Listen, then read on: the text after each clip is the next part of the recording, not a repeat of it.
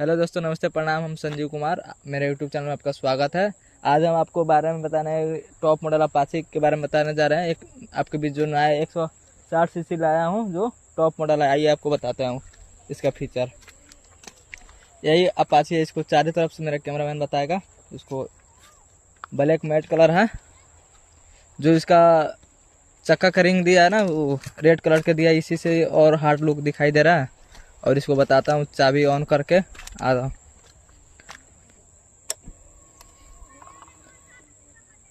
इसका सबसे top speed है 140 तक जाता है, 138 तक जाता है।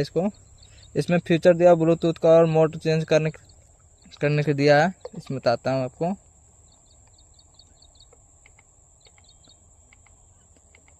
अभी हाईएस्ट 113 स्पीड गया है इसको, और 2 नंबर गियर में फर्स्ट सर्विसिंग है।